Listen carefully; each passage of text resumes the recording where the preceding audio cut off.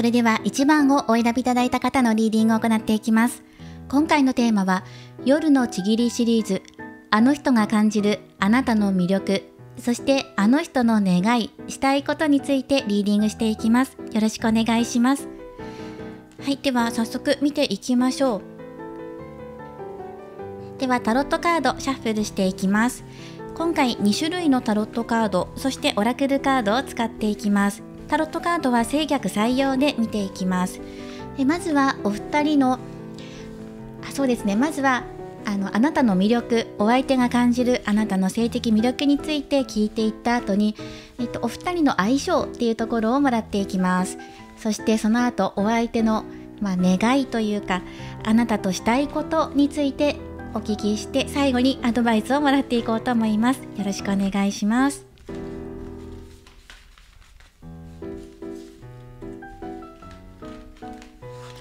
はい、ではまとめていきましょう。今回はね、スプレッド展開で見ていきます。あとはリーディングに皆様の今回はね、想像力を足していただいてお受け取りいただけたらなと思います。お受け取りいただけたらなというか、お楽しみいただけたらなと思います。今回エンターテインメント要素強めです。はい、ではよろしくお願いします。まずはお相手が感じるあなたの性的魅力です。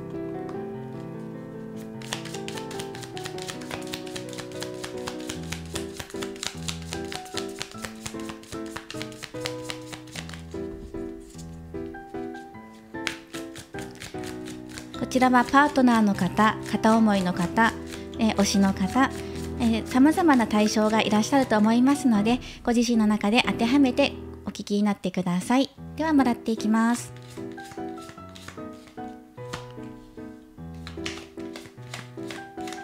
はい、戦車の逆位置、カップ4番逆位置。はい、そしてソードのエース。はい、そしてソードのない正位置。あと1枚こちらですね。ワンドのページ3逆位置で、こちらでもらっていきます。でそしてあとね、ルノルマンカードももらっていきます。ルノルマンからももらっていきましょう。ルノルマンオラクルカードは正位置です。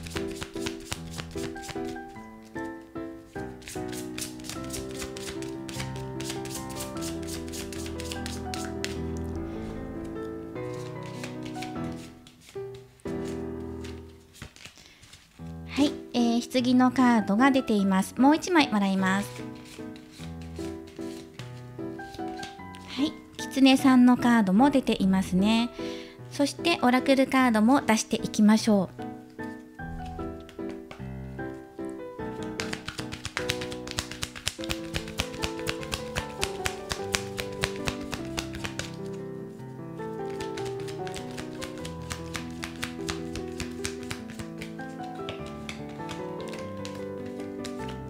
はい、ではもらっていきます。出てきていますね。はい、まずあなたの性的魅力というところで、外見的ところで見ていくと、かなり性的魅力があるんじゃないかなっていうふうにお相手感じてくれています。あなたの一つ目立つところがあるみたいですね。ここがすごく好き。なんかね、お相手的には色気を感じるとかっていうところが外見的要素であるみたいです。それはね、あなたの長所とも言えるべきところですね。見た目のところです。体のパーツだったりとか、外見的要素でここがすごく好きっていうのがお相手目線で入ってきています。見た目なので、あなたがご自身の中でここ自分の見た目的に長所なんじゃないかとか自信があるところ、それそのままお相手にも伝わっています。そして今入ってくるのは、あなたの表情だったりとか、目の輝き、瞳の色、形っていうところでお相手がピンとくるみたいです。あとは肌が白いところっていうのもあるんですね。きめ細かい肌とか、そのようなワードが入ってきています。あとはね、ちょっと濡れたような髪だったりとか、髪質っていうところもお相手いいなっていう風に感じています。性的魅力ですね。耳の形っていうところも、なんかそういうね、顔のあたりにギュッと詰まってるよっていう風に入ってきています。はい、そしてあとはね、あなた自身が自分で感じる、ここが自分の外見的に押し出していけるところ、そこがいいなっていうふうにそのままお受け取りいただいていますね。そのあなたの内面的部分で性的魅力だなっていうふうに感じるところっていうのが、あなたってあまり本心をお相手に伝えないとか、ミステリアスなところ、お相手から見たらベールに包まれているところ知りたいなっていうふうに思うみたいですね。はい、そしてあとはあなたが困っていたりとか、あと悩んでいたりとかするときに、お相手的にはそこにぐっと色気を感じるっていう風に出てきているんですね。いろいろとベールに包まれていたり、秘密めいているところっていうのがあるので、あなた自身が本心をお相手になかなか言えなかったり、人に対して自分の本音をストレートに言えない方なのかもしれません。ギャップがあるところっていうのが入ってきます。外見と内面のギャップっていうところにお相手は性的魅力を感じるよっていうところが出てきています。あとは優雅なところっていうのも入ってくるんですね。おしゃれなんですけど、上品なおしゃれっていうところが感じられます。高級感というかね、そういうところだよっていうのがありますね。はい、そして今現在あなたに感じていることとしてもらってきています。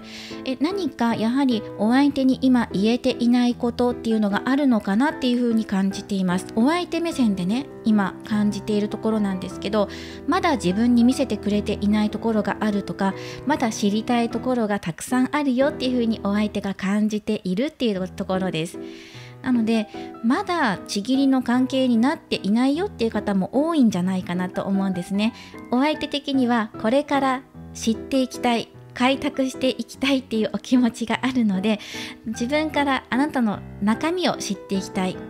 いろんな意味でね、性格的な秘めているところだったり、あなたの秘めているところっていうのを蓋を開けていきたいんだっていうところが出てきています。はい、そのためにこの方いろいろと努力されるところもあるんじゃないかなと思うんですね。あなたの心を開くためにいろいろと今自分で取り組んでいるよとか、アタックしているよ、アプローチしているよっていうところも出てきています。なかなかあなたとそのようなタイミングというかね、性的タイミングになる機会が、チャンスがなかなか巡ってこないっていうところは出てきているので、気軽にお誘いできるような間柄じゃないとか、そういうところもあるのかなっていうふうには感じています。お付き合いしている方、もうすでに関係性持たれているよっていう方は、今あなたに対してお相手は魅力を感じているんだけど、あなたと結ばれる時間帯が少ないとか、機会が少ない、もうちょっと増やしたいなっていうふうに感じているみたいですね。そしてまだまだこれからもっともっとお互いのことを知っていきたいっていう風に感じているよっていうところです。そしてあとはですね、今お相手が実はあなたに伝えられていないところ、本音あるんだよね、どういうところですかっていうのを聞いていくと、今まで満たされてこなかった思いがあなたと結ばれることによって気持ちが満たされるっていう風に出てくるんですね。気持ちだけじゃなくて、このお相手のいろんなね、開拓につながってくるんだってことが出てくるんですよ。その中で自分の技を磨いたりとか、気持ちが満たされるだけじゃなくてね、気持ちが安定するの。あなたと結ばれるとすごく落ち着くんだって、満たされるんだっていう気持ちが出てくるんだけど、それ以外のところでももっとね、自分のレベルをアップさせようっていうふうに思ったりとか、新しい発見が出てるんだよってことを伝えたいんだっていうふうに入ってきています。これはね、交際している方や今関係性持たれている方はそのままお受け取りいただいてもいいですし、まだ関係性持たれていないよっていう方は、あなたと結ばれることで自分の知らない世界が広がっていくとか、あとはそこに気づきが得られるとかねっていうことも言われているんですね。あとはそのまま気持ちが満たされる、そういう風になるんじゃないかっていう期待しているよってところですね。そしてさらに潜っていきましょう。今あなたに求めているこのちぎりの関係性、どんな関係性を求めているのかっていうところだと、いろいろと開拓していきたかったり広げていきたいっていうお気持ちはあるんだけど、でも今はそれよりも満たされる思いっていうところを優先していきたいっていうのが一番の本音として出てきています。いろんな気づきとかもあるんだけど、優先するところは気持ちの満たされ具合っていうところです。そしてなんていうのかな、気持ちを広げていくとか、意欲をもっともっとっていうところに持っていくっていうよりは、今一回お互いここの場所で落ち着いてリラックスできるようなチルい時間が欲しいってことをここで出てきていますね。いろんなことやってみたいとか、もっとあれしたいこれしたいっていう思いももちろんあるんだけど、それよりも一番あるのが、まずは満たされたいよな、安心したいよなっていうところが出てきている。今以上のことは今はまだ求めていないから、今あることを大切にしていきたいとか、今つながっている関係性を大切にしたい、今ちぎりの関係がないよっていう方でも、あなたと結ばれていくことで、まずそこを目指していますとか、つながることで満たされる思い、これをまず一番優先的に考えていますっていうのがね、出てきています。これが今一番伝えたいんだ、一番大切にしていることなんだってことです。はい、何かね、まず今ある2人の幸せだったり満たされる気持ち、2人の取り巻く空気感っていうのを大切にしていきたいよってことがお相手からのメッセージとして入っています。そしてミステリアスな部分だったり、あなたの持っている包まれているところっていうのをもちろん見たい気持ちはあるんだけど、逆に見えていない方がミステリアスで、それもまた魅力の一つだっていう風に感じていますから、そういうところでね、お相手はうまいバランスとってやってるんじゃないかなっていうのが出てきています。妄想していたりとか、あなたとの関係性を願っていたりとか、性的魅力っていうところも十分に感じているよっていうところが出てきています。奥ゆかしいところっていうのも好きなんじゃないかなと思うんです。あまりあなたがガツガツしていないっていうところがいいんじゃないかなっていう風に入っていますね。はい、ではここが今お相手が感じるあなたの性的魅力なので、次はお二人の体の相性について見ていきましょう。でね、一回ルノルマンカードは、まとめていきます。そしてこちらのオラクルカードもタロットもまとめていきますね。一回こちらをまとめていって、はい、では違うタロットカードからもらっていきましょう。今度はこちらからもらっていきます。シャッフルしてあります。軽く切っていって、あとはそうですね、お二人の体の相性っていうところをもらっていきましょう。今関係性を持たれている方も、これからだよっていう方も、どんな相性なのかなっていうところをもらっていきます。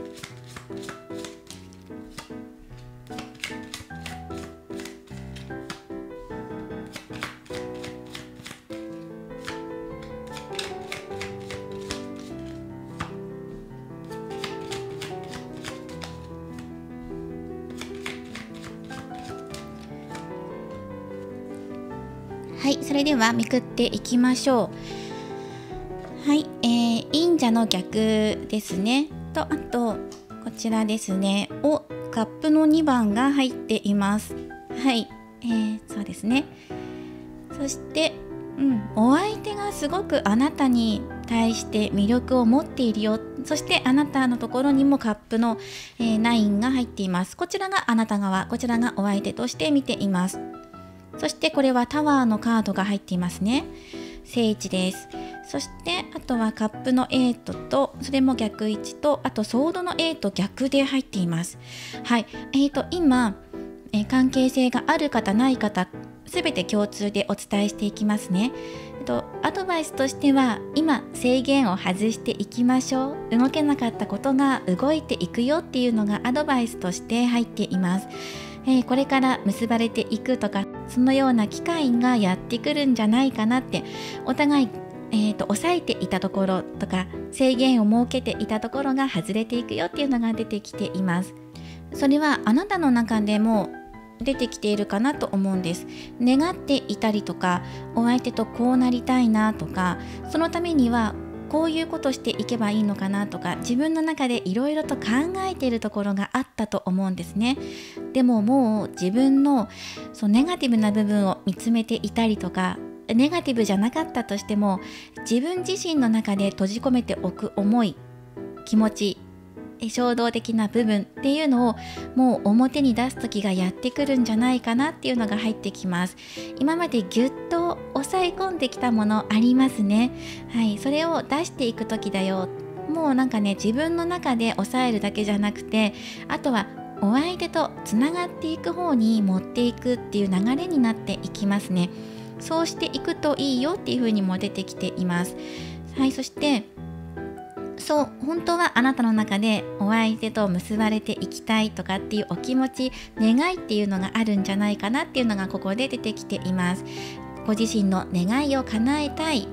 だけど自分の頭の中でいろんなこと考えていて、実際にお誘いできていないとか、そのような関係になっていない、結ばれていない、どうしようかなっていうふうに自分の中で閉じ込めていたものっていうのが出てきてると思うんですね。今ギャップが出てきているので、すごく結ばれたいって願っているんだけど、それが現実になっていかない、自分の悪いところに目がいっちゃうっていうのが出てきているんですね。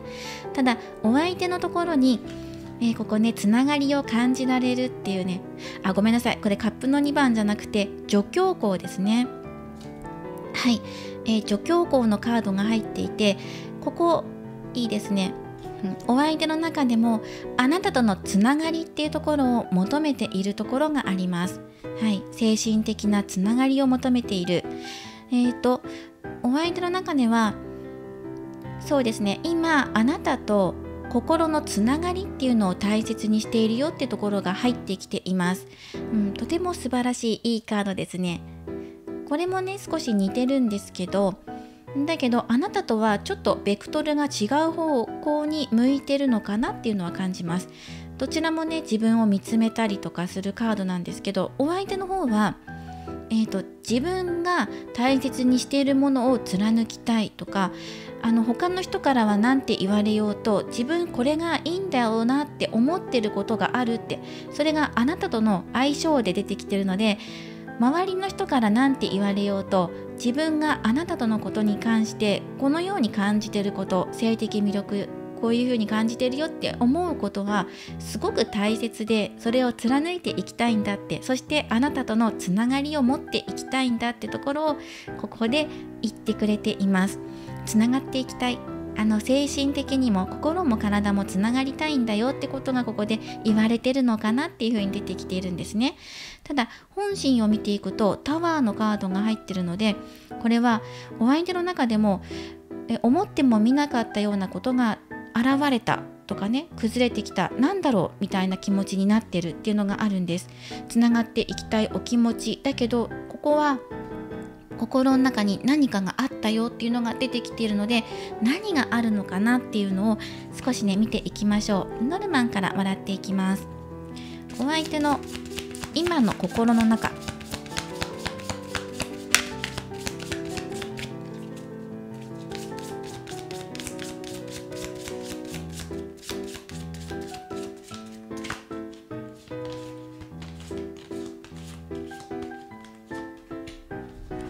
まず1枚ねもらっていきましょう。ブックのカードですね。何人かね2人の間で鍵をかけていること、2人の中で秘密にしておこうとか、そういうことありますか？そこに対してね、お相手が少し、どうしようかなとか引っかかっているところがあるよっていう風に出てきています。結ばれていきたいんだけど秘密にしていかなきゃいけない、誰にも言えないとかっていうところがあるのかな。言えなくて苦しいとかじゃないんですけど、これは自分たちの中で、お相手の中で、心の中で秘めておきたい関係性とかっていうのも、思いとかっていうのも出てきているのかなっていうふうには思います。そしてそれがずっと続いていけばいいなっていうふうに思っている。できればこの本を開けたくない、誰にも読まれたくない、自分たちの中だけで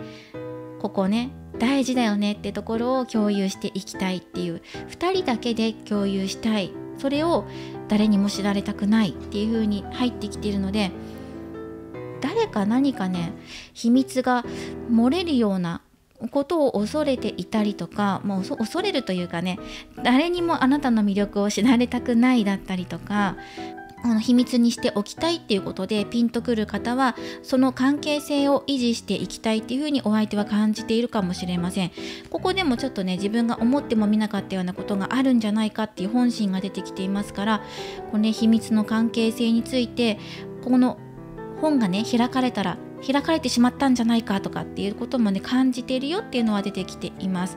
もうすでに、お相手が自分の中に閉じ込めておきたかったものが他の人に知れちゃったとかっていうね、それはあなたの魅力を気づく人が他にも出てきて焦ってるっていうこともあるかもしれません。はい、そして犬のカードが入っています。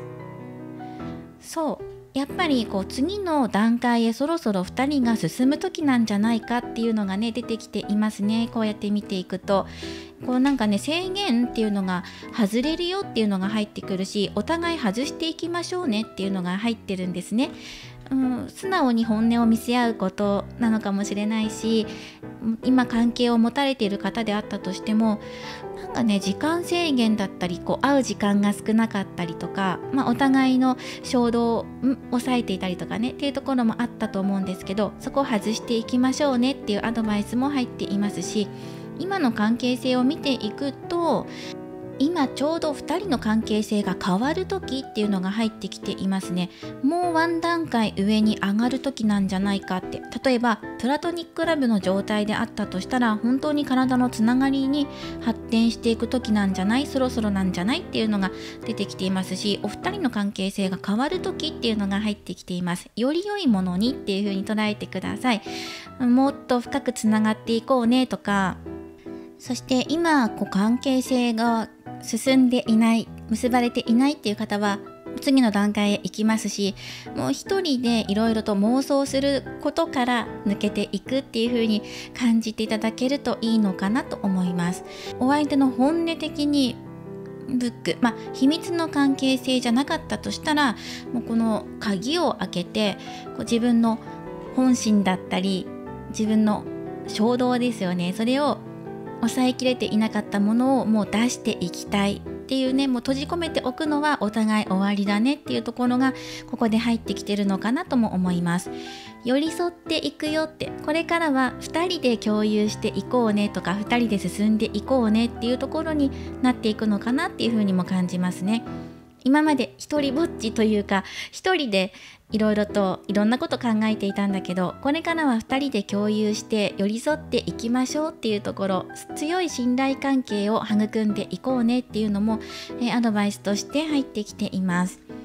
いろいろ考えるのは終わりで、これからは制限を外して2人で表現していきましょうっていうところが出てきていますね。はい、ということで、これが今お二人の相性というところで見ていきました。では次に、お相手がしたいことっていうのをもらっていこうかなと思います。でもなんかね、いろいろとね、知識を身につけたいなっていう思いもあると思うんですね。お相手の中で、頭の中でいろいろと考えていたんだけど、それを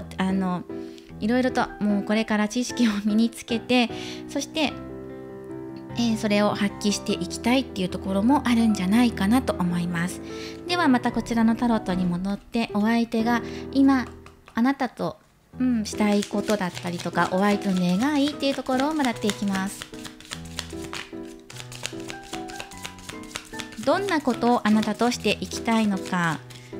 はい、どういうことをしたいのかっていうことでね、どういう交わしをしたいのかっていうことです。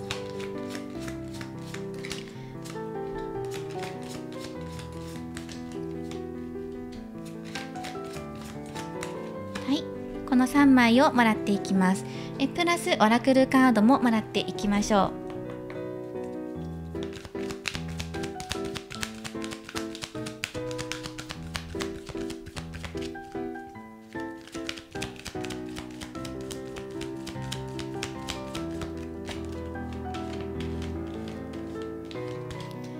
これをもらっていきます。では見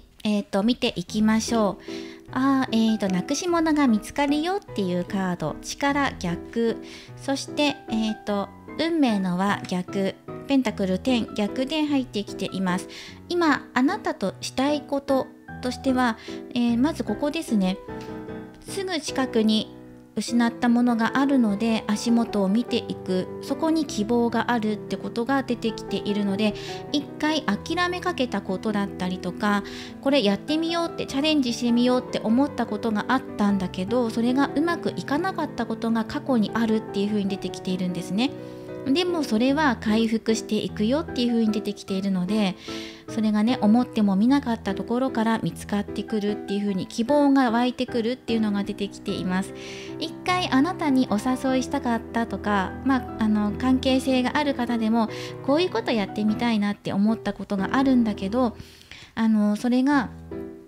一回延期になっちゃったりとか、タイミングが合わなかったりっていうのがあったんだけれども、それを修正かけていきたいとか、もうダメなのかなってお相手の中で思っていたんだけど、それが逆転していくっていうのが出てきています。例えば喧嘩しちゃったなとか、うまく寄り添っていけなかったなとか、2人で共有していけなかったっていうこともまとまっていくようにしていきたい、またはしていきたいというかしていきたい気持ちもあるんだけど、でもダメなのかなって思ってたことが復活していくっていう風になっていくのかな。それを叶えたい、諦めかけていたことをやっぱり実現化していきたいとかっていうのも出てきています。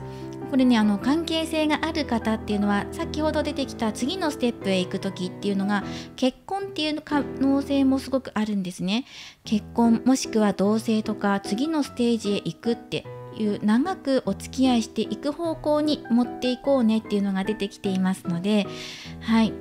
でこれがまだ関係性ないよっていう方はそのまた一つ上の段階なので、これから結びついていってそのまま末永くお付き合いしていきたいなっていうところになっていくのかなっていうのも入ってきています。ただ今したいことっていうことでなかなかタイミングが合わないっていうのが入ってくるんですね。それを何とかしたい、それでね、いろんな不安とかもあるんだけど寄り添っていきたいとか続けていきたいっていう思いが強く出てきているよって。ただそのお相手的には今じゃあ動くんですかっていうところに対してはまだそれが動けていないっていうのがあるのかな。結びついていくために自分からお誘いできないっていうところがあって、それはなぜかというとなかなかそのタイミングが合わなかったりとかすれ違っちゃったりすることもある。街中で会ったとしても、連絡 し合っていてもなかなか声に出して言えなかったり、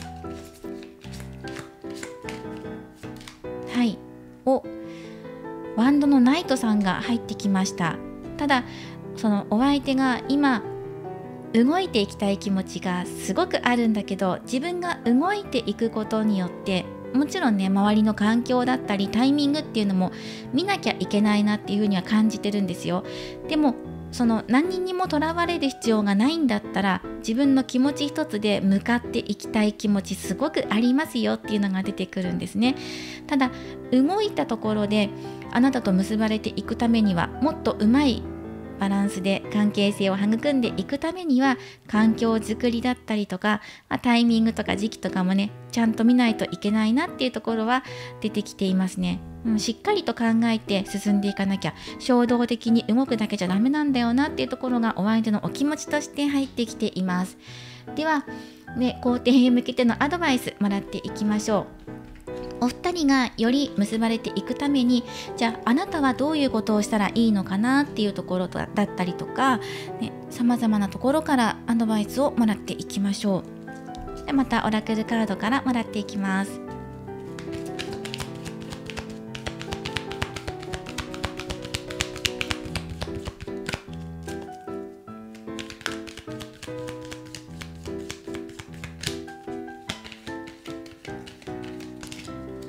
1枚出していきましょう。明るいですね。明るい気持ちで希望を持っていてくださいとか、前の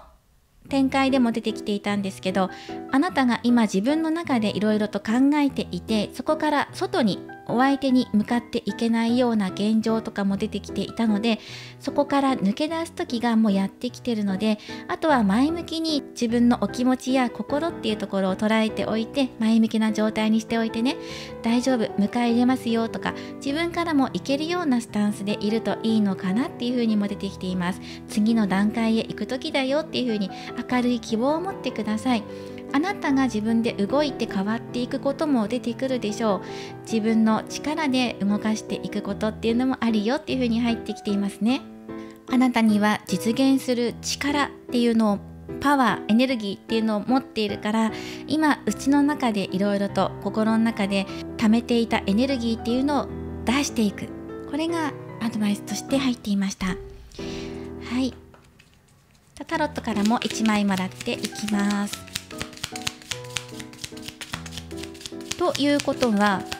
お互いのタイミングを合わせていくことだったりとか、例えば制限かけているっていうワードでピンとくる方は、そこをあなたが外していくように、あなたの方からも働きかけることでお相手が動きやすくなっていくんじゃないかなっていうのがあります。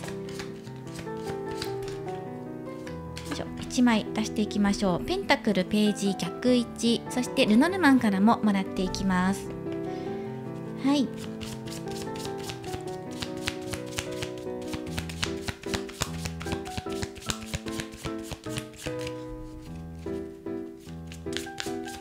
そうですね、こう環境だったりタイミングっていうところでもピンとくる方は、なかなかね、お誘い2人でデートしようって約束していても延期になっちゃったとか、会うには会うんだけど少ししか会えなくてなかなか次の展開へ行けないんだとかっていう方も、今それ立て直して自分からも働きかけていくチャンスが出てくるよっていう風にも入ってきています。そうですね、それはあなたが自分自身今までね、ずっと自分の中で自分と向き合ってきたからだし、これからはお相手と向き合っていこうっていうふうに思うからだし、そして環境だったりチャンスっていうのもその中から見出していくっていうことが出てきていますから、やっぱりね、環境だったり時間、チャンスっていうところであなたが作り出していくものも出てくるのかなっていうのがありますね。そしてアドバイスカードであなたのカードが出てきています。今までうまくいかなかったことっていうのも、あなたが前を向いて明るい気持ちで取り組んでいくと物事が変わっていくでしょう。すべてはあなたの心の中に入っています。あなたの向かっていきたい先とか、これくらいならできるとか、ここまでだったらいけそうとか、自分の中で制限を外せるところを外していきましょうっていうのがありますね。はい、そうですね、じっくりと取り組んでいってもいいですし、あなたがもう今すぐにって思うのであれば、もう今からできることをやっていっても構いません。もうご自身のペースでやっていきましょうっていうのがあります。ただ今お相手が大切にしたいことっていうのは、2人の心の気持ちの通い合わせること、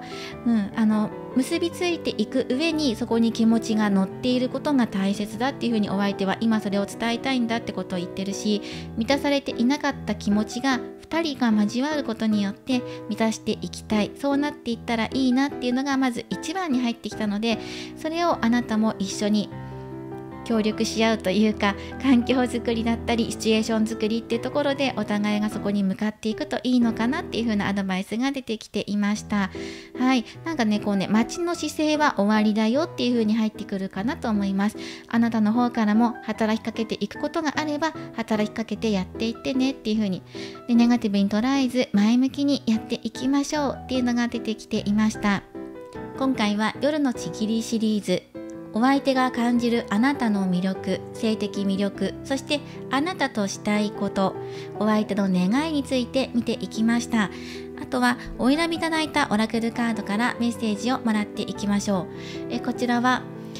アメトリンというパワーストーンです。あなたの大きな夢をあなたの大きな生き方、人生にしていきましょう。今あなたの中で願いっていうのがある。一番最初にも出ていましたね。自分の願いを叶えたいんだっていうカップの9っていうのが入ってきていたので、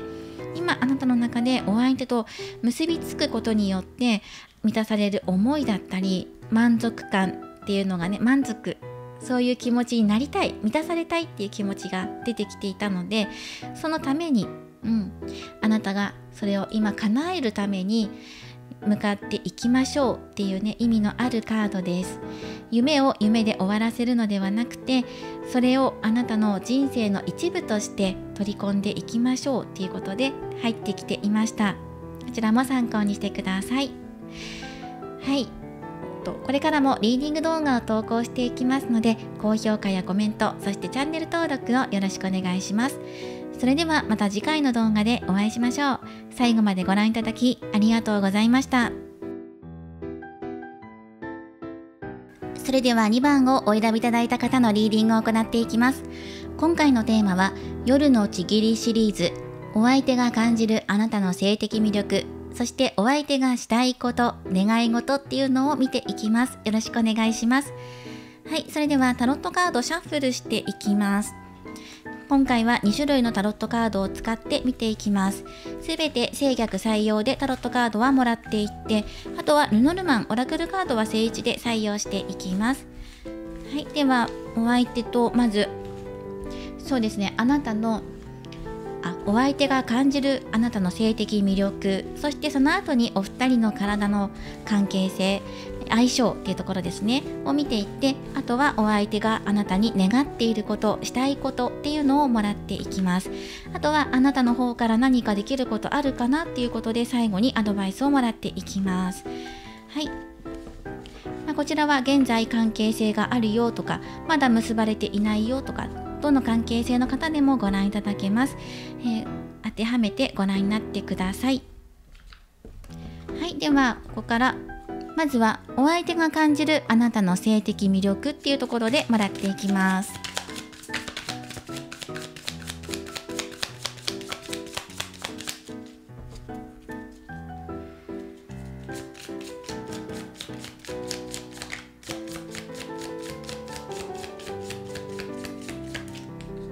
はい、ではもらっていきます。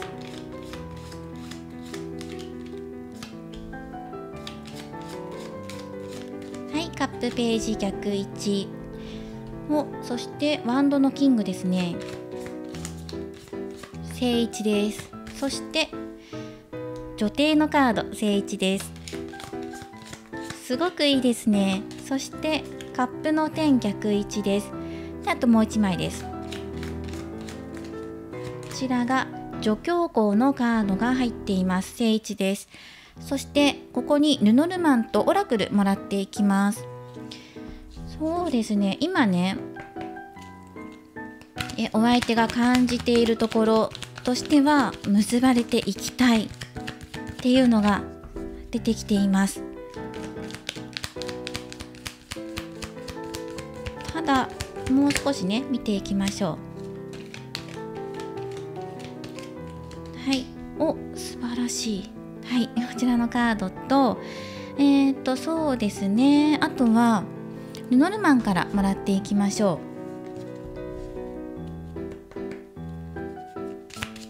う。何かねお相手の中では今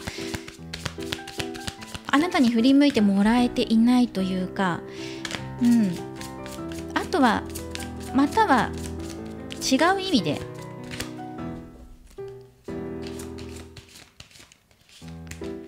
待ってくださいね。ブックのカードが入ってきています。まだ関係性が出てきていない狐のカード、ブックと狐のカードと、まだ見えてきていないこと、もしくは秘密にしているっていう場合もありますね。お相手のカードが入ってきています。で入るかな、カードが。お相手はあなたに対してめちゃくちゃ性的魅力を感じている女帝のカードが入ってるので、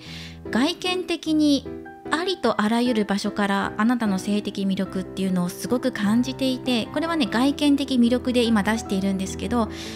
見た目がすごく色気があるとか、すごい魅力を感じてるよっていうのがここで出てきています。愛したいっていうね、愛されたいっていう感じで入ってきています。でその心に秘めている思いでも、もうあなたに責めていきたいんだとかっていう気持ちがすごく今高ぶってるっていうのが入ってきているんですね。なので今こうお相手的にはもう気持ち盛り上がってるような本心は、っていうところがあるし、魅力もものすごく感じてるっていうところが出てきています。そしてあなたの内面について感じる性的魅力っていうところで、これから結ばれていくうちに見えてくるものがあるんじゃないかとか、2人が結ばれることで心の結びつきももっと強くなるんじゃないかっていうところを感じているっていうのが出てきています。伝えたいこととしては、あなたと結ばれていきたいんですっていうのがまず入ってきていて、結ばれたいっていうのは体も心もっていうのがどっちもっていう風に入ってきています。そして変容、生まれ変わったり美しく変わっていくこの変化を受け入れてほしいなっていう気持ちが出てきているので、これね、お相手の伝えたいこととして今入ってきているんですけど、そうこのあたりですね、心も体も結ばれていきたい、これを受け入れてほしい、自分のこの思いを受け入れてほしいし、2人がよりよく変わっていく関係性っていうのを受け止めてほしいなっていうところが出てきています。で、内面的から感じる性的魅力ってところで、まだあなたの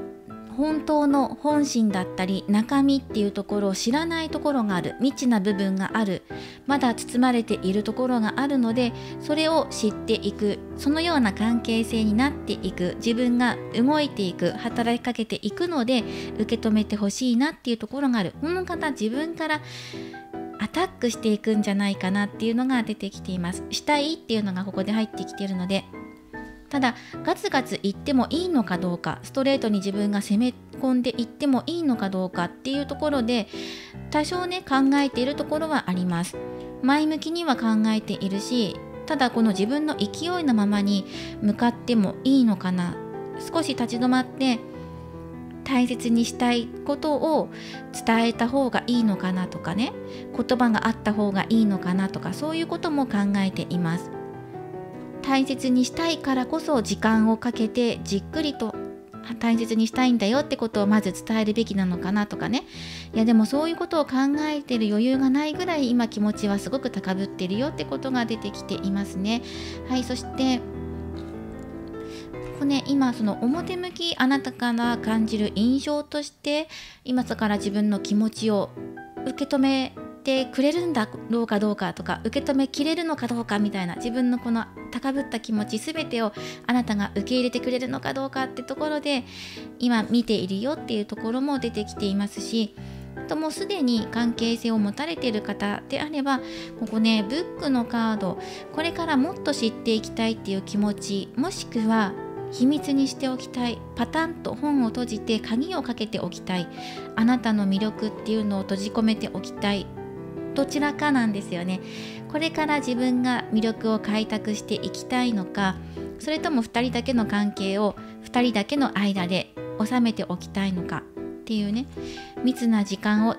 2人っきりで過ごしていきたいのか、秘密にしていきたいっていう気持ちもあるっていうね、どちらも出てきてる、どちらかかなと思います。これからもっと魅力を知っていきたいのか、そのために自分が一生懸命努力したりとか技を磨いていく方にっていうのを考えているのか、それともそうですね、あなたの魅力を自分だけのものにしたいとか、この関係性を秘密にしておきたいっていうねところもあるんじゃないかなっていうふうに出てきています。でも一番言えるのは、すごく魅力を感じていて高ぶる自分の気持ちとつながっていきたい心の気持ち、この変わっていく変化っていうのをお互い受け入れていきたいなっていうところを伝えたいよっていうのが出てきています。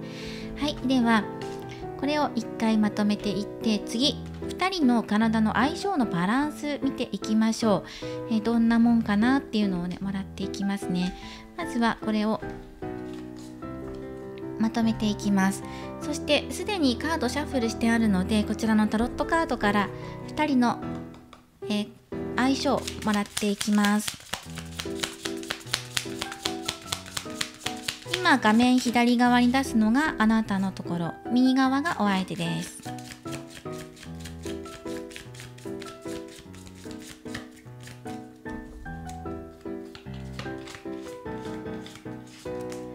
それではまずあなたのところがカップの A と正位置、お相手です。お相手のところがペンタクル6番逆位置、そしてもう一度あなたのところに戻って、あなたのところではこれは、ソードのクイーン逆位置です。そして次お相手ですね。お相手のところにこれもねペンタクル10の逆位置で入ってきています。そしてあと真ん中に出していきます。体の相性としてはソードの2番逆位置で、もう1枚、はい、これはワンドの2番逆位置で入ってきています。では、オラクルも足していきましょう。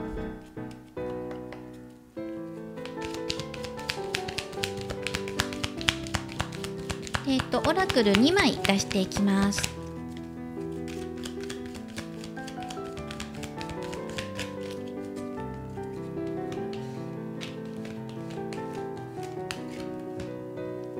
はい、節度のカード、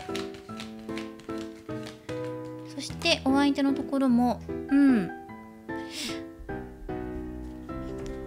人とも同じようなことを考えているのかな。そして次、ただでもね、お相手はもっと現実的なことを考えていますね。相性としてはその2人の抑えていた衝動的なものだったり感情っていうのをお互いこう出していくようになっていける関係性、っていうのが入ってきています。はい、道のカードで、かなりこの2人きりの時間だったりとか2人になることっていうのにこだわっているのかなっていうふうに思います。お相手の方かな。2人だけの時間をもっと欲しいとか、愛し愛されるような関係性になっていきたいっていう思いがすごく強く出てきています。どちらか一方だけがとかじゃなくて、どちらも同じバランスで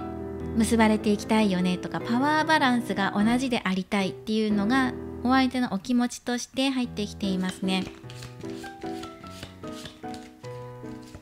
ただそうなっていくためには選択していくことっていうのが出てくるのかなっていうのも入ってくるんです。どちらかっていうね2つのことがあるので、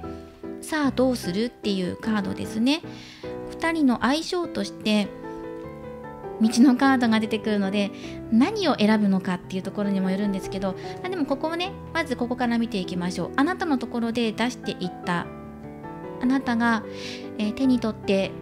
体の中に取り込んでいくことがあなたの体を作っていきます。あなたの内なるエネルギーを作っていきますよっていうカード。何事もほどほどにねっていうカードなんですけど、でもどちらかでも取ることができます。あなたの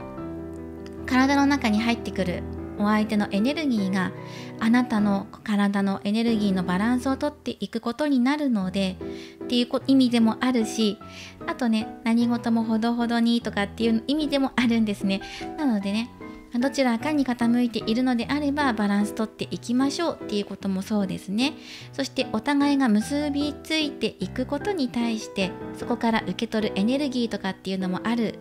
それをうまく循環させていきましょうねっていうのもある。あなたが受け入れてばかりではなくて、あなたの方からも来てほしいなっていうお相手のお気持ちもあるので、もしくはあなたがいつも自分ばかりだなって思っているのであれば、お相手の方からも来てほしいなって思っているのであれば、そこでお相手も感じてる。自分が消極的になってるから自分からも動いていこうかなっていう風に感じてるし、どちらにしろ良いバランス、お互いのバランスっていうところを今考えているし、そこがテーマになっているよっていうのが出てきています。あなたの方も一人でここをね去っていくのではなくて、これから2人で向かっていきたい気持ちっていうのも出てくるのかなっていう風に出てきています。そうですね。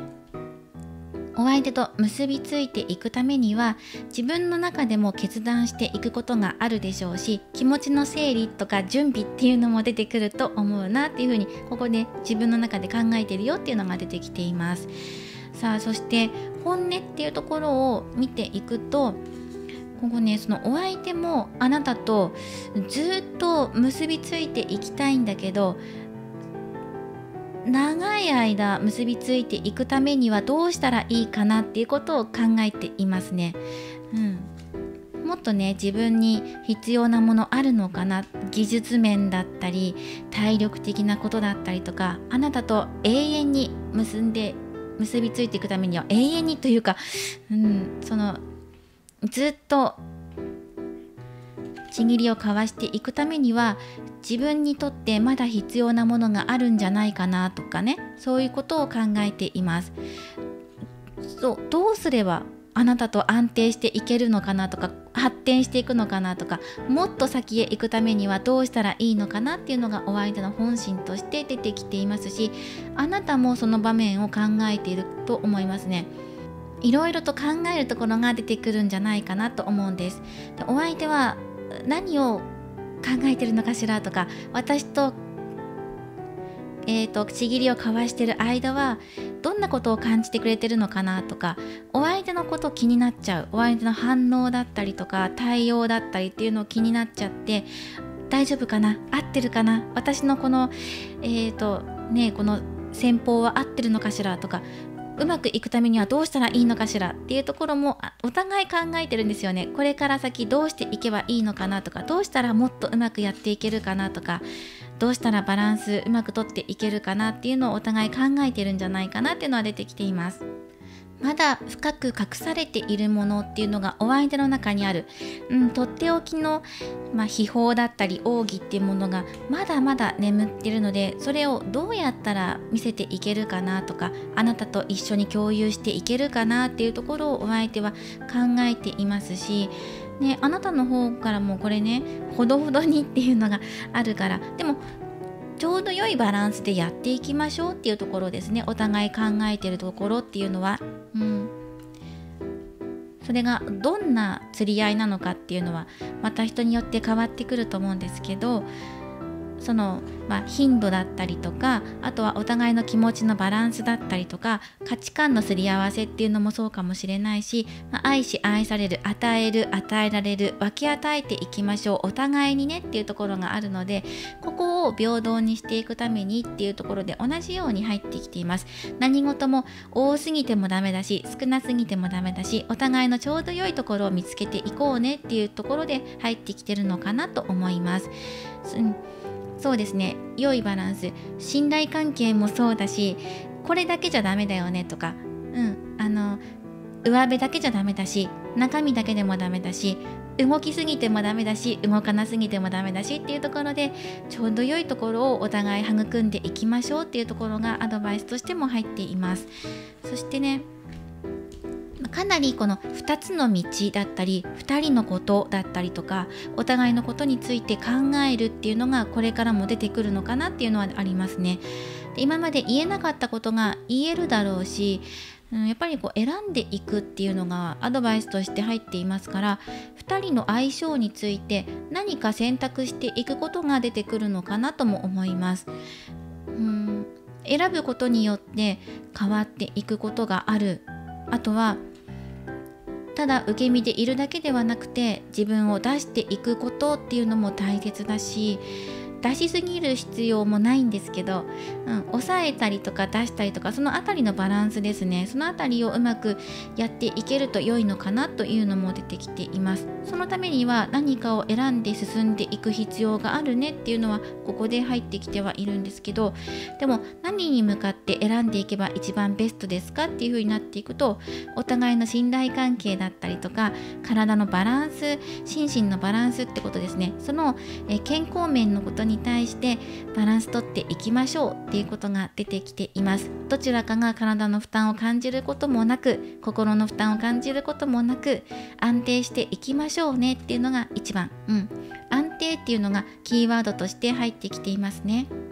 こね、2人が共有し合うことっていうのがテーマで入ってきています。どちらか一方が満足して終わりとかでもないし、お互いのエネルギーを交換し合うんだっていう気持ちでいるといいのかなっていうアドバイスが出てきていますね。相性としては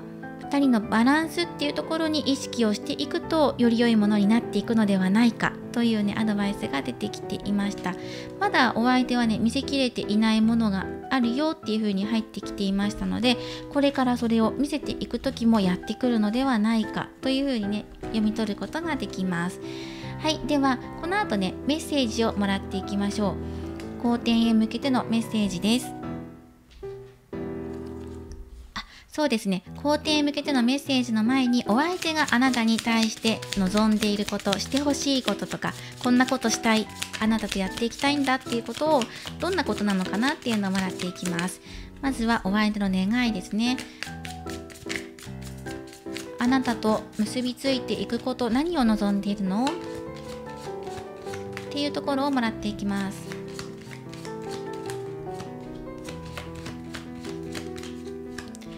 はい、この3枚でもらっていきます。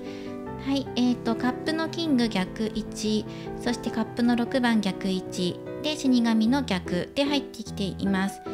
はい、でお相手があなたに対して望んでいることなので、まずあまり大きな変化は求めていない、イレギュラーなことは今は望んでいなくて、どちらかというと安定しているものっていうのを今求めているのかなっていうのは入ってきています。大きく物事を動かすことじゃなくて、まずはお互いの気持ちのバランスだったりとか、安定していることっていうのを求めています。衝動的なことだったりとか、一時的なものというよりは、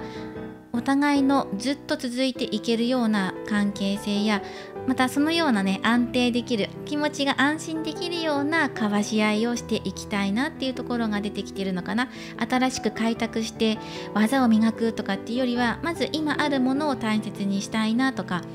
自分たちの気持ちのやり取りっていうところ、そこをまず一番に考えているよっていうのが出てきています。大きく物事を動かすというよりはね、そうですね、今のお気持ちっていうところで入ってきてるのかなと思います。でオラクルもねもらっていきましょう。そして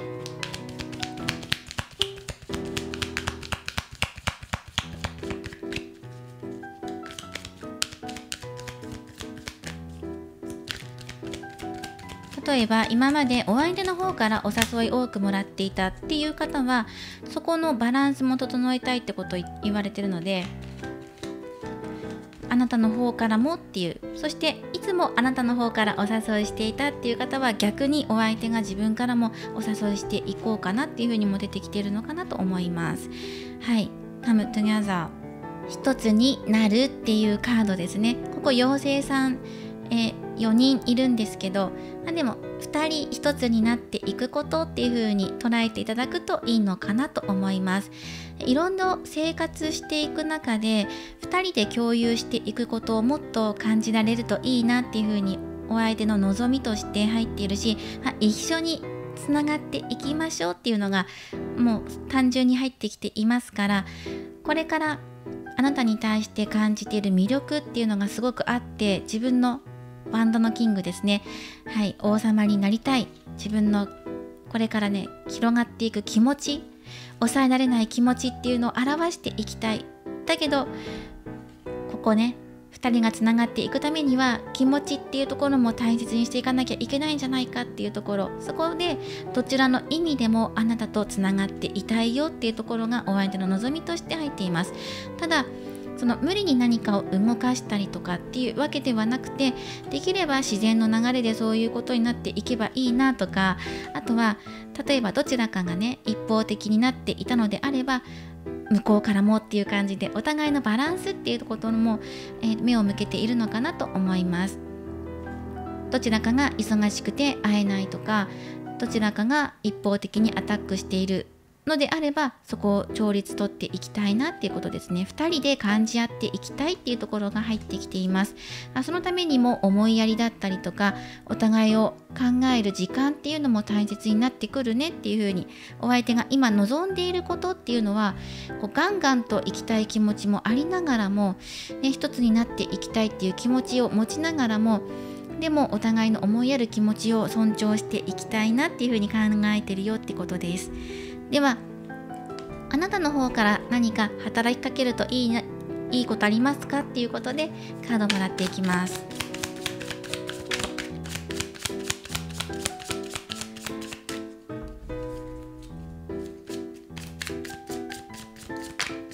ただそのあなたに感じる性的魅力っていうところで女帝のカードが入ってるということは、すごく感じてるところがあるよってことです。はい、あなたが何かしておくといいことありますかっていうことで、ワンドのクイーンのカードが入っています。ワンドのキング、ワンドのクイーン、はい、何かしておくことありますか。2人の相性っていうのがすごくいいので、あとは今関係性を持っている方であれば、その今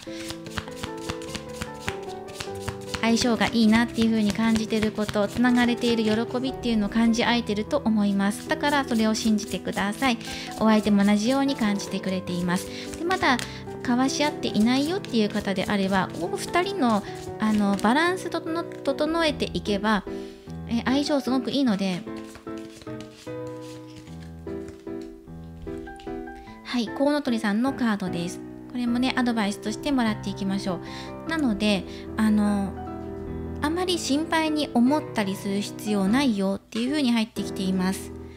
お互いがそれぞれ魅力的に感じているところ、通じ合っているところがある。共通して同じようなことを魅力に感じているので、あなたがお相手に対してここ素敵だなって思っていること、こんな風になっていきたいなって思っていることを、その価値観が似ている。あなたが考えていること、お相手も同じようにそこに対して同じ価値観を持っていたり感じてくれているので、そういう意味ではね、共通点が多かったりとか、大切にしているものっていうのが同じだったりとかするので、あとは整えていくだけ、慣らしていくだけっていうのが入ってきているかなと思います。はい、そして外見もめちゃくちゃあなたは魅力的だし、あとは内面を見せていくことっていうのが入ってる。すごく美しいです。あなたの中身っていうのも。そしてお相手はそれをもっと知っていきたいっていう思いも出てきていましたから、2人がつながっていくことに対して、例えば恐れていたりとかするのであれば、不安に感じているのであれば、今その不安から抜け出す時だよっていうのも入ってきています。あなたの中身もっと出していきましょう。溢れているものっていうのをお相手に伝えていきましょう。本当はね、お相手とつながっていきたい気持ちがあったりとか、2人が交わし合っていきたい、そこで喜びを分かち合いたい気持ちっていうのがあなたの内面にも出ているんです。本当は秘めているものっていうのがあって、それをお相手にどんどん見せていくといいんじゃないかなっていうふうにも出てきていました。今回はね、性的魅力ってことに対してアドバイスをもらっているので、これコウノトリさんはラッキーチャンス、幸せを運んできてくれるものだから、今タイミングが合わなかったようなことがあったとしても、これからタイミングが合っていく、噛み合っていくことになるんじゃないかなっていうふうに出てきています。2人の間の問題っていうのもあると思うんですよね。どのようにバランスを整えていくのかとか、環境の整理とかっていうのも出てくると思うんですが、だけど一回結びついていけば2人ってすごく相性がいいと思うので、まだでも何かね、抱えているものがあったりとか、お互い見えてこない本心だったりとかっていうのもやはり出てきていますから、何かを選んでいく必要があったりとか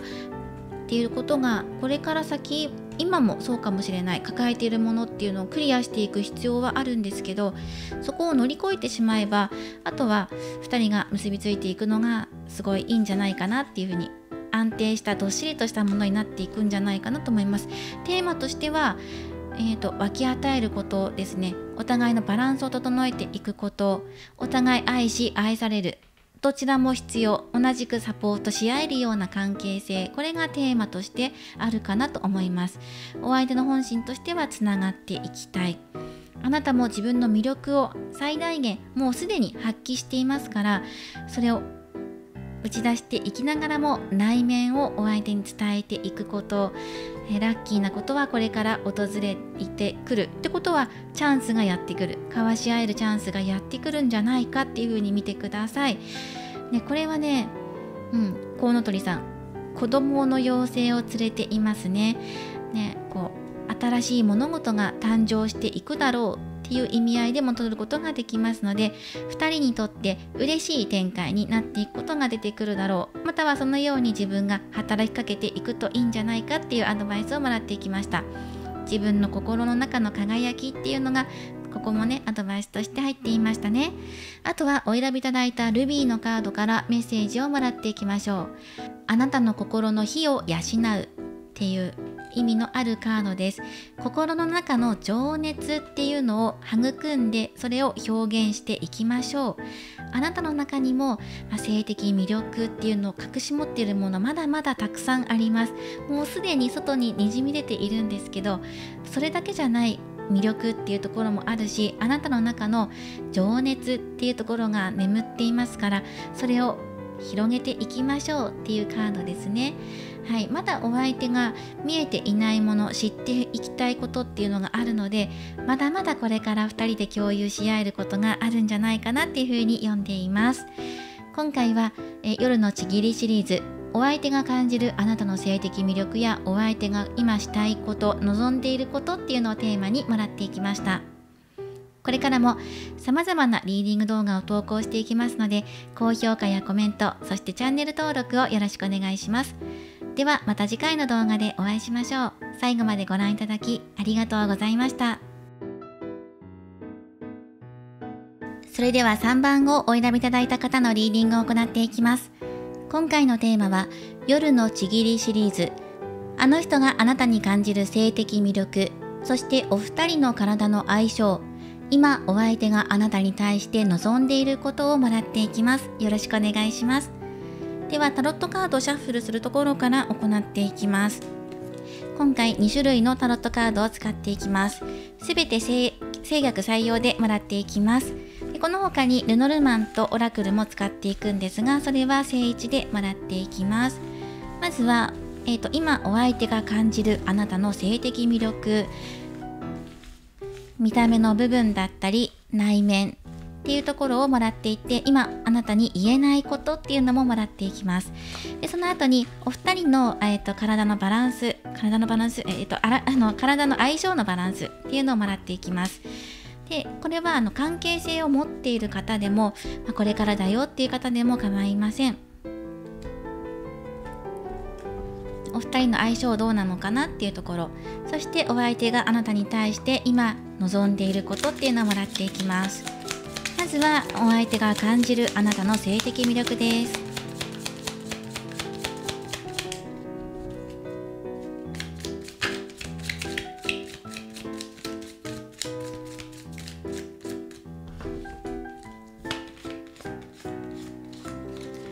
はい、もらっていきます。はい、ソードの10、正位置。今あなたが傷ついているよっていう風にお相手から見えてるよっていう風に出てきています。それは何か辛いことがあったのかなっていう風に感じてるよってことです。これはね、性的魅力ではなくて、今のあなたの状態的にどう見えてるのかっていうところで出している1枚なので、今困ってることありませんかとか、辛いですかっていう風に見えてるっていうことですね。でカップのナイト逆位置、ソードのエース逆位置、はい、そしてペンタクル5正位置、困ってることありますかっていうでカップの6番正位置で入ってきていて、今あなたが苦しんでいたり悩んでいたりっていうことでお相手気にかけているよっていう風に入ってきています。例えば今起き上がれない、つまり怪我をしていたり病気になっていたり精神的に参っていたり疲れていたり、自分の中で厳しいなっていう風にあなたの内面もそのように感じてるよっていう風に出てきてるので、あなたが今救いの手を差し伸べているんじゃないかっていう風に感じてるっていうのが出てきています。まず性的魅力でもらってるところもあるんですけど、それ以上に今あなたを心配していますとか、心メンタル大丈夫ですかとか、体調大丈夫っていう風なのが強く入ってきています。少しねオラクルで法則もらっていきます。そうですね、なんかね性的魅力っていうところに対してもらっていきたいんですけど、まず今のあなたの状態が大丈夫なのかなっていう風に感じていることで、距離が空いているから見えない、わからない、そばにいてあげられないっていうこともあるかもしれません。一部の方では。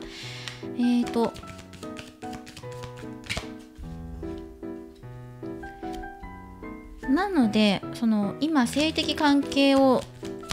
お相手は積極的に望んでいない。まずそれよりも先にあなたの心の状態だったり体調面っていうところで気にかけてるところがあるんじゃないかなと。はい、なるほど。そしてこうですね、つながりを求めている、支えになってあげたいんじゃないかなっていうのが入ってきています。あなたにしてあげられることないかなっていう風に入ってきて、ちょっとこの3番の方複雑かもしれない。複雑というのは今のあなたの状態がっていうところですかね。あなたのお気持ち的に今前向きになれていなかったりとか、厳しい状況を感じていることありませんかっていうのをお相手目線でも入ってきています。まずこれらのカードを出していて、まずあなたの状態っていうのを確認してみてください。今困っていること、辛いこと出てきているのかなっていう風には入ってきていますし、でね、その性的魅力っていうところで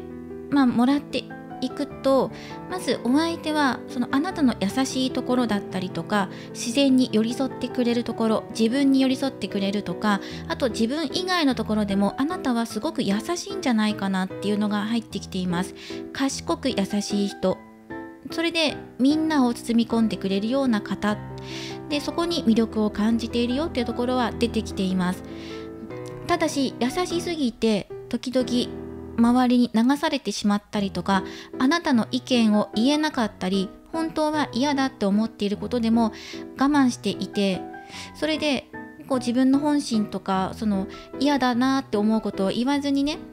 そうだねっていう風に丸く収めようとしていたり、だからある意味大人なんですよ。そういうのも感じているっていうのが出てきています。でそこに魅力を感じている。ただ性的魅力というところで言えば、外見的要素で言えば、あなたの流れているようなところっていうのが入ってきますから、髪の毛の揺らぎだったりとか、アクセサリーの一部が揺れていたりとか、あなたの体が少し流れるようにゆったりと揺れていたりとか、激しい動きではないんだけどさらっと揺れる動き、あとはふわっと香ってくる香りだったりとか、そういうところに性的魅力を感じる。特に首元や肩の周りっていうのが入ってくるので、胸元のあたりだったりとかね。なのでそこのあたりに例えば香りをつけているよっていう方もいるでしょうし、あとは別に香水とかつけていなくても、そこから漂ってくるあなたのフェロモンっていうところを感じ取っているよっていうのは出てきています。ただあなたはすごく優しいですよね。控えめですし、そして自分の意見を主張するだけが全てじゃないってことを悟ってるんじゃないかなっていうのを感じます。そこがすごく素晴らしくて素敵っていうのを感じてるんです、お相手は。だからムラムラするとか欲情するっていうのももちろんあるんだけど、それ以上にあなたの知性だったりとか、あえてね自分の意見を言わない意見っていうのは嫌だとか、自分はここに対して否定的な意見を持っている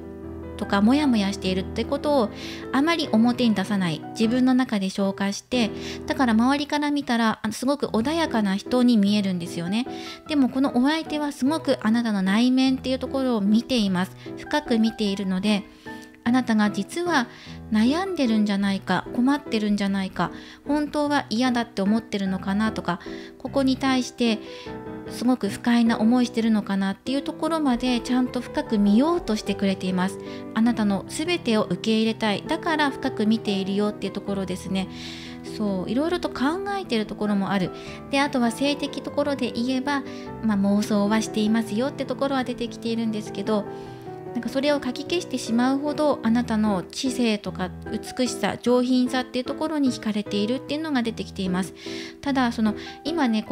ムラムラってするよりはどちらかというと今のあなたの状態を気にしています。心の状態や環境どうですか、心配ですよって、それをすごく見ていますね。感じ取っています。どうでしょう、何か困っていることとかありませんかってことで、助けに入りたい、一人で抱え込みすぎていませんかって、考えすぎていませんかっていうのをすごく心配している、寄り添っていきたいんだっていうのが出てきていますね。常に一緒にいたい。だから離れている、距離があるよっていう方もいるかもしれない。今なかなか会えないんだとかね。だけどそれでもあなたのことを遠くから願っていたり、あなたの健康状態っていうのを気遣っていたりとか、自分が寄り添って支えていきたいっていう気持ちが強く出てきています。あなたの内面を支えていきたいっていうのが出てきているので、そうメンタル的な支えになりたいっていうのが強く出てきています。ここね。だから今性的関係を結んでいくにあたって、まだね今あなたの状態っていうのを気にしているから、そこまで積極的にお誘いしていけないっていうところはある、抑えてるところはあると思います。いずれあなたが回復していって、もっとねお互い純粋な気持ちになれば、そういう状態になればってことですね。あなたの抱えている痛みが抜けていけば、やがてそこに体の結びつきっていうのをお相手は求めていくと思います。ただでも今はね、回復する方にっていうのをすごく強く願っているっていうのが入ってきていますね。はい、ということで、あなたの傷を癒してあげたいとか、痛みを抜けるためにとか、孤独感からあなたを助けてあげたい、一緒に寄り添っていきたいんだよってことがあって強く出てきていました。この方ね、あなたのことをすごく深く見ていますよ。はい。本当は言えなかった気持ち、抱えていることとか、今性的魅力以外のところでね抱えていることあるんじゃないかなって思います。で、あとはそれ以外で言うとするんだったら、過去の痛みっていうところで、自分が性的魅力っていうところに対して、または関係性を結んでいくってことに対して、過去のね痛みからまだ抜けきれていなくてトラウマになっているっていうところをお相手はよく見ているので、まずはそこを解消してからっていうふうには考えているのかなと思います。捧げたい気持ちがあるんだけど、それはあなたの精神的なところを癒していきたい気持ち、そこから入っていきたいっていうのが出てきています。では次にお二人の体の相性っていうのをもらっていきます。こちらのカードシャッフルしてあります。ここからまた軽く切って相性をもらっていきましょう。で、左側があなた、右側がお相手という風にカードを出していきます。さあ、今の状態を見ていったんですけど、そうね、お相手すごく心配してるよってところは出てきています。はい、ではあなたの方から忍者の逆位置、そしてお相手の方ですね、ペンタクル2番正位置、そしてあなたに戻って1枚女帝逆位置。はい、そして次またお相手に戻って、お相手は死神逆位置です。はい、デスのね逆で入ってきています。はい、そしてここにも出していきます。ペンタクル4番逆位置。そしてアドバイスのカードとして運命の輪正位置で入ってきています。それでね、あなたのまず自信を取り戻しましょうっていうのが入ってきていますね。やはり自分のことネガティブに考えていたりとかしてるところもあるのかなと思います。例えば外見的なことだったりとかね、例えば今私ちょっと疲れていて肌ツヤあまり良くないとかね、人に見せられるような体じゃないからもう少し絞らなきゃとか、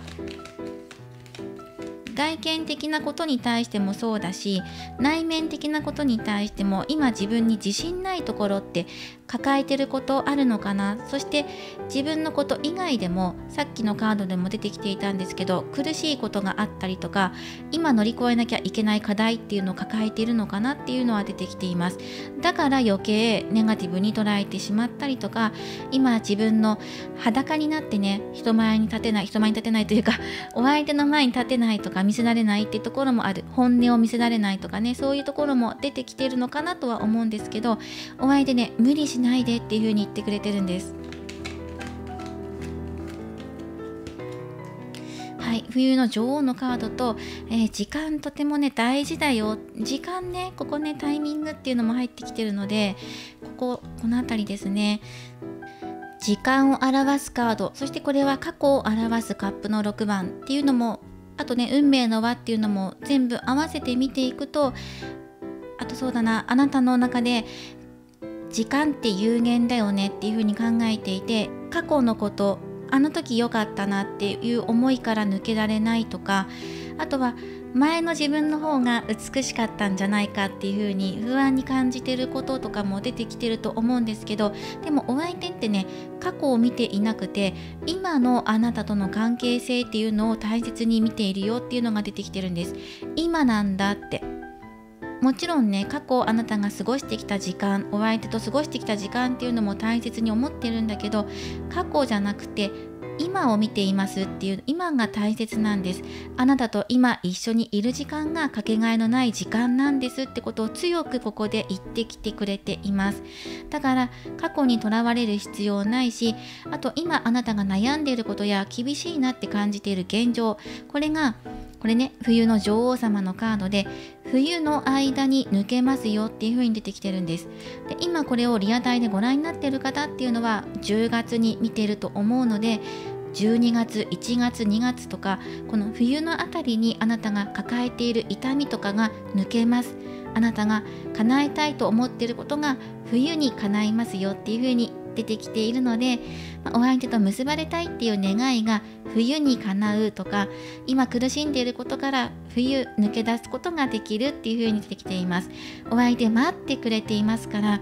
安心して今解決したいことがあるのであればそれに取り組んでもいいし、冬を待ってもいいし、一緒に待ってくれるよっていうカードが出てきてくれています。はい、そしてやがて2人が一緒になっていく時がやってくるからっていう風にね、運命の輪が入っています。だから焦らなくていいよとか、自分を必要以上に追い込まなくてもいいよっていう風に出てきています。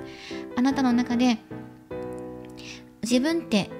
どう思われてるのかなとか、どちらかというとね、自信がないっていうのが出てきているんですね。見た目かもしれないし、内面かもしれないし、もう自分自身がもう自信がないっていう風に感じてるのかなっていう風に出てきているんですけど、あと本音を出していけないとか、素顔の自分だったりとかね、もう何もまとっていない自分を見せていくのが怖いなっていう風に思ってるかもしれないけど、大丈夫よっていう風に入ってきていますね。そしてこちらですね、2人の関係性としては、大切にしていきます。そしてあまりね、大きな変化っていうのはお相手は求めていないので、だから今のあなたでいいんだよってことも言ってきてくれていますし、やっぱりね、安定していく、まずそこだよねってことが出てきているかなっていうふうに思います。あとは変わることを恐れないでって、時間が経つことや過去のことにとらわれることなく、今を楽しんでいきましょう、今を大切にしていきましょうって、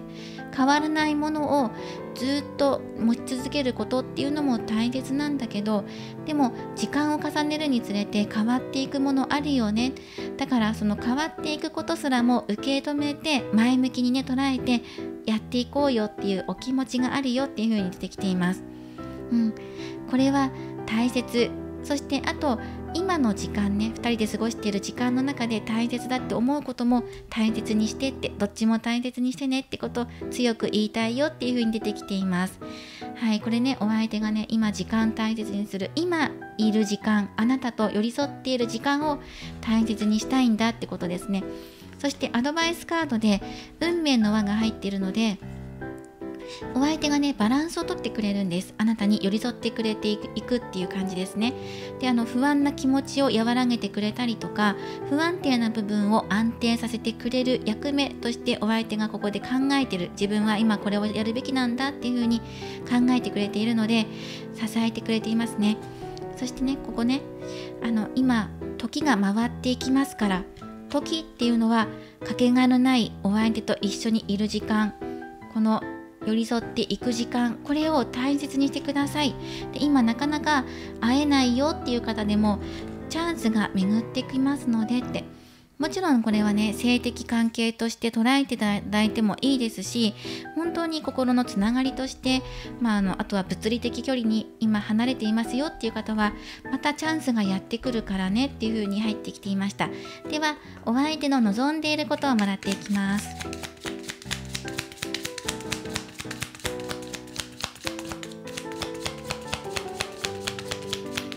今お相手があなたに対して望んでいることをもらっていきましょう。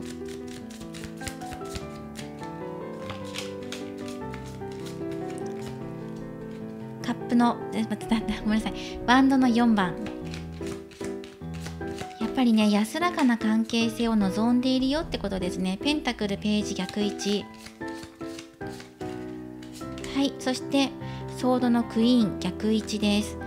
はい、あなたに対して望んでいることっていうのはまずね2人の関係性を守っていきたい、あとはあなたを守りたいっていうことが出てきています。あなたがもし今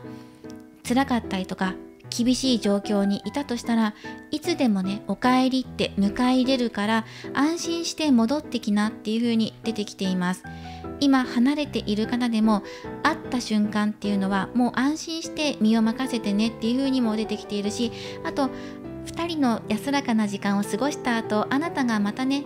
厳しい現状とか社会に向かってまた行かなきゃっていう時は見送ってくれるし、行ってらっしゃい、そしていつでもねまた帰ってきていいよ、安心できる場所用意しておくからねっていう風に、まずこれが望んでいることですね。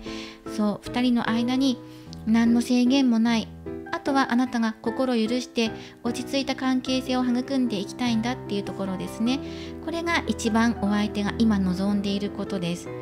いろんなことを決着つけなくてもいいよとか、ここダメなんだとか、いい悪いじゃなくてね、そこじゃないよっていうところですね。あなたの中でもダメだっていうふうに決めつける必要ないよ、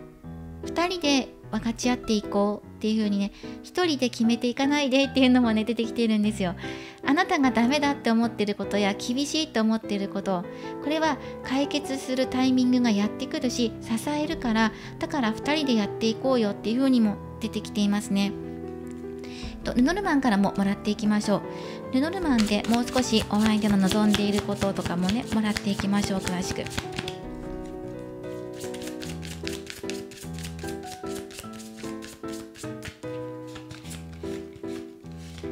焦らず落ち着いて対応していきましょうって、そのために自分は寄り添っているし寄り添っていきますからっていう風に入ってきていますね。焦って結果を出す必要はない。あとはあなたの希望、叶えたい方へ向かって進んでいきましょう。どのように進んでいくのか、どんなスピードで進んでいくのかっていうのは人それぞれあるけど、でも私お相手はね寄り添っていますから、ね、2人の間でスピード感だったりとか方向性を決めていってもいいでしょうっていう風に出てきていますね。あなたの中では困難から逃げるってことも一つの手だよっていう風に入ってくるので、ね、だから絶対立ち向かっていかなきゃいけないとか乗り越えていかなきゃいけないだけじゃなくて、違う道もある。そこから逃げるってこともいいだろう、ね、それは2人で逃げるっていうことでもいい。あなたが逃げた先にお相手が迎えてくれる、常に味方でいるよってことは言ってるので、一緒に逃げるとかお相手のところに駆け込むとかいろんなパターンがあるんだけど、回避するやり方っていうのも一つの手として捉えてもいいねっていうふうにも言われていますね。2人で強固なものを絆をね育んでいって、それで乗り越えていくっていうやり方でもいいねっていう風にも出てきています。はい、まずはあなたの痛みを乗り越えていくこと、現状のね痛みを乗り越えていくことをまず優先していこうっていう風に入ってきています。様々なやり方っていうのが出てきていますから、乗り越えられないものはない、あとは時間にとらわれることはない、今過ごしているこの時間がとても大切だから、それを受け取ってほしい。なかなか受け入れがたい現実とかっていうのもあなたは感じているかもしれないんだけど、でもねそれを2人で受け入れていこうとか、あと流せるところは流していこうっていう風に出てるから、他人がどうこう言うことがあったとしても、あと自分の中でねいろいろ考えることがあったとしても、あえてグレーゾーンを作ったりとか、周りのこと気にしないとか、今2人でいる時間を大切にしたいとかね、あなたの気持ちの通りに動いていくのが一番いいのかなっていうふうに、お相手が今望んでいることとしては本当に寄り添って向かっていきたい。そして受け取る部分と受け取らなくてもいいもの、あなたにとって必要なものと必要じゃないもので、お相手からの言葉を大切にして、周りの意見なんかね、あなたのことよく知らない人たちが何か言ってきたとしても、2人のことに対してね何か言ってきたとしても、そこはもう気にしなくていいんじゃないかなとか、あと過去にとらわれていることとかに対しても、もう今は必要ないんじゃないかって思うことはもう置いていこうって、あとはこの時間っていうのを大切にしていこうって、これが今お相手が望んでいることです。でこの3番の方っていうのは、お相手が今この性的関係を求めているというよりは、まずあなたの今抱えていることがすごく心配ですっていうのが入ってきています。それを乗り越えていけば、体の結びつきっていうところに行きたいっていうのが出てきています。ではあなたに向けてのアドバイスもらっていきましょう。今あなたがこれやっとくといいよっていうことでもらっていきます。ただもう痛みは抜けて、これからもう明るい未来の先へ向かっていく、未来に目を向けていくとか、今に目を向けていくっていうのがいいのかなっていう風に入ってきていました。なんかね、とらわれていることがあったのかなっていう風に感じます。あなたに対してのアドバイスとして、ペンタクル5番逆位置です。もうねやっぱりね苦しかったことを抜けていくよっていう風に入ってきますね。ここでもねペンタクル5番正位置で入ってきていたんですが、やっぱりこう自分自身の内側ですね、抱えているものから抜ける希望の兆しがやってくるタイミングも運命の輪が入っているので、物事が好転していくよっていう風に言われているんですね。だから大丈夫よ、もうダメなんじゃないとか思っていること様々あると思います。人によって自分自身の弱みあって、そこから抜け出せないとか、コンプレックスから抜け出せないとか、どうしても過去の痛手から抜け出せないっていう方は、もうそこが抜けていくよって、そのタイミングがやってきてるんだってことが出てきています。過去にとらわれる必要はないよっていうことですね。ハートのカードが入ってきました。寄り添っています。向かい合っています。もう真の愛に向かって2人が向かい合っていくんだっていうことですね。これは精神的な愛情もそうだし、そして精神的以外な体のつながりから感じられる愛っていうところもお互い感じ合っていける。だからね、もう希望が出てくるから、だからもうダメだとか諦めたりとかするのではなくて、今多分厳しいんじゃないかなって思ってるんです。それが精神的な面でも環境的なことでも、体調面でもそうかもしれません。でも抜けていって2人で愛を求め合えるような関係性になっていくから、まずそれを信じてください。そしてお相手の愛情っていうところでなかなか信じられないとかね、どうなんだろうって思ってることがもしあなたの中にあったとしても、それは真実の愛ですっていう風に出てます。はい、内側を輝かせていきましょうっていうカードですね。あなたが自分の気持ちを見ること、それで分かってくることもあるでしょう。そして見るからこそ分かることもあるし、見るということ自体に気づくのかもしれません。あなたが焦点を当てること、そして今この妖精を見つけることで見えてくることだったり、妖精を見ること自体で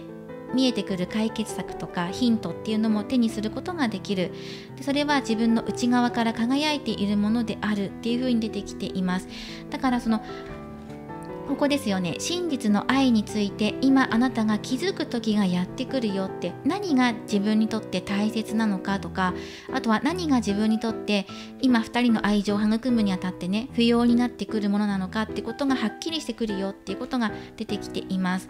はい、これから視点が変わってくることもある。変わることで見つかることもある。自分の内側の輝きっていうのを大切にしてください。自分の心をよく見て、そして今あなたが乗り越えるべきことや回避すること、そしてもうね見なくてもいいものっていうのがはっきりとしてくる、内側から輝きが取り戻されてくる時でもあります。事態は好転していきます、ね、お相手との結びつきっていうのもこれから出てくるでしょうね。運命の輪ハートっていうのが出てきていますからね、今が大切なんだよっていうふうにお相手は伝えてきてくれています。そして最後にお選びいただいたこちらオパールのカードからメッセージをもらっていきます。あなたの気持ちを感じてください。自分がどのように感じているのか、自分の愛どんな風に捉えているのか、これから先お相手とつながっていくことに対して不安に思っていること、こうしていきたいっていう願い、そしてその中で自分の中で見つかる答えっていうものを見てくださいね、感じてくださいねっていうカードでした。いずれ困難なことから抜けていきますっていうか、ね、流れが出てきていましたね。そしてお相手も進んでいきますねっていう風に出てきていました。まずは今の現状、痛みっていうところから抜けていくこと、これがまず一番。すごく心配していましたね、お相手で。その後にあなたが落ち着いたら2人はこうやって結ばれていくっていうことをお相手も望んでいるし、あなたへのアドバイスとしても出ていましたから、恐れずに愛に向かって進んでくださいねっていう風に出ていました。これからもリーディング動画を投稿していきますので、高評価やコメント、そしてチャンネル登録をよろしくお願いします。それではまた次回の動画でお会いしましょう。最後までご覧いただきありがとうございました。